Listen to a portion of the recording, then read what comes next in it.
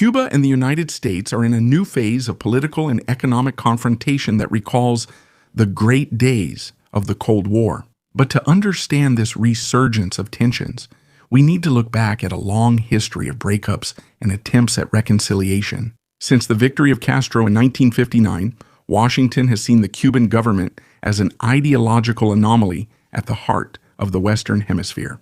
The embargo established in 1962 is still in effect, even though it has been gradually adjusted, especially with stricter measures imposed by the Trump administration.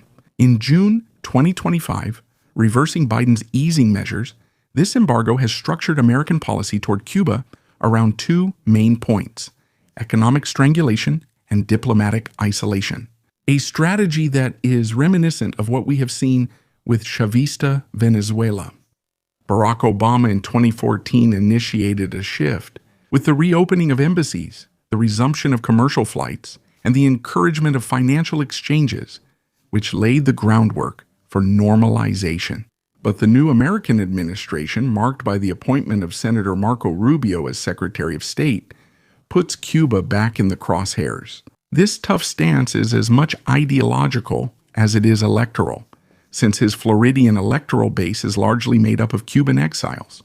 In any case, no power diverging from American interests will be tolerated in the Western Hemisphere. After encircling Venezuela, is it now Cuba's turn?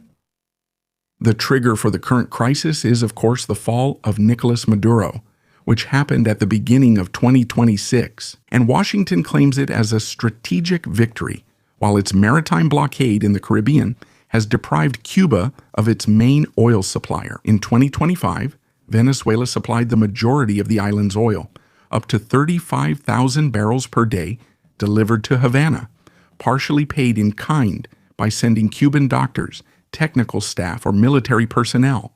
In 2026, Cuba reportedly received only 84,900 barrels from Mexico on January 9, and nothing since, while its inventory at the beginning of the year consisted of 460,000 barrels.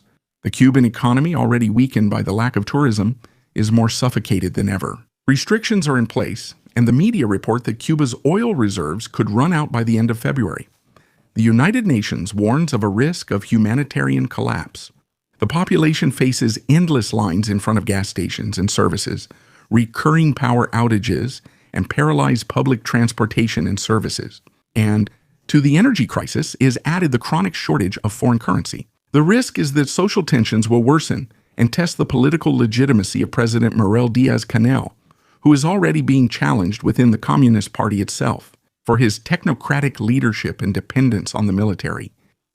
The situation is favorable for the United States, and Donald Trump seems to see this as a historic opportunity to impose political change in Cuba.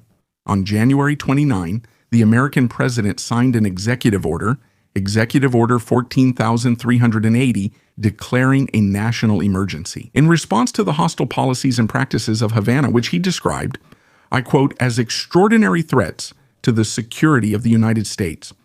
This order authorizes several measures, including the imposition of new taxes and restrictions on foreign companies that supply oil or energy products. In Cuba, the freezing of accounts linked to Cuban entities operating in the Caribbean. The prohibition of investment in certain ports and maritime terminals considered to be under Russian or Chinese influence. The American strategy is clear. Cuba must be cut off from all sources of energy and income to push the government into making political concessions or to provoke its collapse. In American discourse, Havana remains a vestige of socialism that must be eliminated.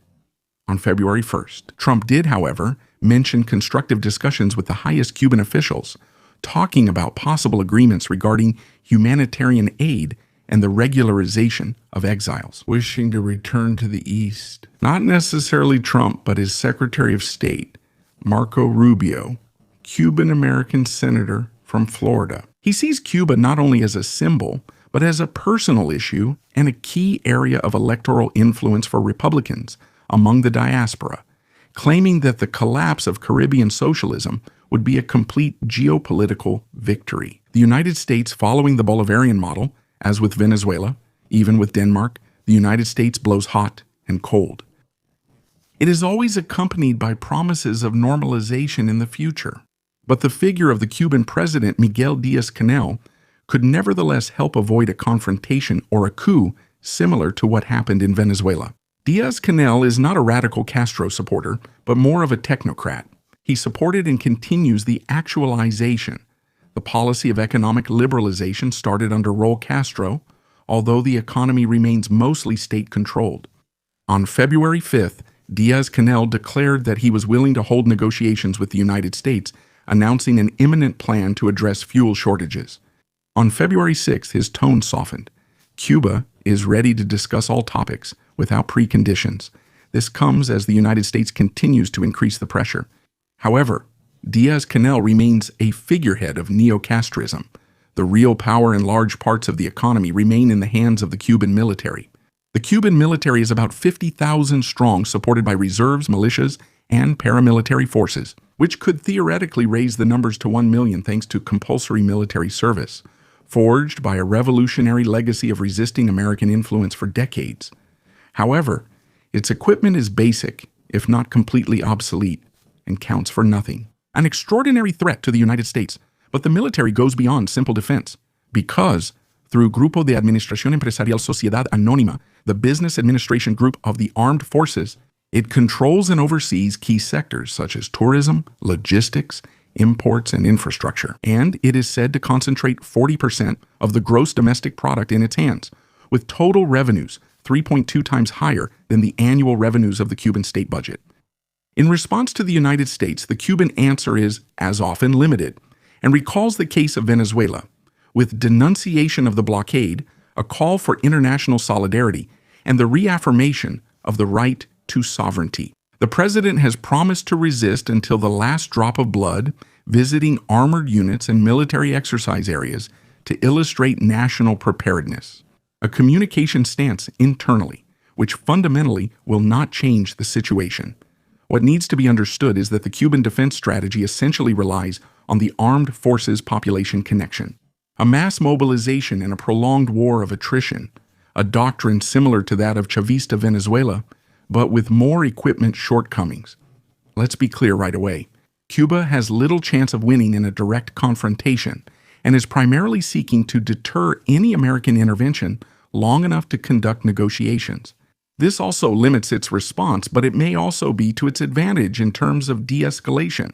The Cuban Ministry of Foreign Affairs also opens channels of communication with Washington, while publicly insisting on reciprocal dialogue. And Deputy Minister Carlos Fernández de Cosio confirmed the existence of contacts without mentioning negotiations, which is a sign of a cautious attempt at de-escalation on the part of external reactions. Russia immediately condemned the American decision and promised to strengthen cooperation, especially for maritime fuel deliveries via the ports of Murmansk and Kaliningrad. However, the question remains how its tankers can reach Cuba while avoiding both European and American blockades. Obviously, Moscow is absorbed by its own budgetary and military constraints in its immediate neighborhood, in Ukraine, and will not be able to provide significant support in the short term. China, for its part, has been Cuba's main creditor since 2015 and could see the current crisis as an opportunity to increase its financial and technological influence. However, Beijing has also avoided direct confrontation with Washington since Trump arrived and probably prefers to find alternative channels to maintain its presence on the island, such as humanitarian aid. Vietnam, for example, is a historic partner of Cuba. It has expressed deep concern, but is also, as you might expect, focused on its interests in East Asia and its own limitations. Mexico, meanwhile, wavers between solidarity, reportedly sending 800 tons of humanitarian aid, and economic caution, having suspended its oil exports to Cuba at the end of January to avoid American sanctions. Finally, there is the Vatican, which has thought differently. A call for sincere dialogue, continuing its tradition of mediation started under Popes John Paul II and Francis I. In short, all of this sounds nice, but it must be said clearly, Cuba is alone, and beyond Cuba, these tensions are reopening the historical divisions of Latin America. Left-wing governments hesitate between ideological solidarity with Havana and the need to preserve their economic relations with Washington. To avoid being next on the list, however, the American point of view also needs to be nuanced. Cuba is a strategic test. The main objective is to redirect the island's policy through economic and diplomatic pressure, without aiming for a total collapse that could risk causing a massive exodus to Florida. Don't forget that the migration issue is electorally sensitive as the midterms, which will take place in November 2026 approach. Cuba also has reserves of strategic resources, especially nickel and cobalt, which, although significant, are not the main priority for the United States. The main interest remains for now clearly political, focused on the updated Monroe Doctrine. And Trump combined strengthened sanctions with offers of negotiations, as he usually does, always to avoid direct intervention. Now that all this has been said, what are the possible scenarios for the next steps? The first scenario is that of controlled confrontation. Both sides maintain strong rhetoric so as not to appear weak publicly, but no direct military or naval action is taken. There are informal talks, for example, through mediation. Fighting against the situation. Washington would maintain economic pressure while keeping a humanitarian channel open to keep the regime afloat. This is currently the most plausible short-term option. Scenario number 2 is that of a direct policy change. If the energy crisis worsens, part of the Cuban Communist Party, or the president himself, could seek a realistic compromise. For example, by opening the economy further to foreign investment, that is, American investment, by opening dialogue with Cuban exiles, and by pursuing economic and political reforms, the United States, for its part, would support transitional figures, hoping for internal liberalization without chaos. This is probably the scenario and the American objective in the medium term. The third and last scenario is the least likely, given the geopolitical context, that of escalation. This would be the scenario where Washington would block all oil imports, militarize its patrols in the Florida Strait.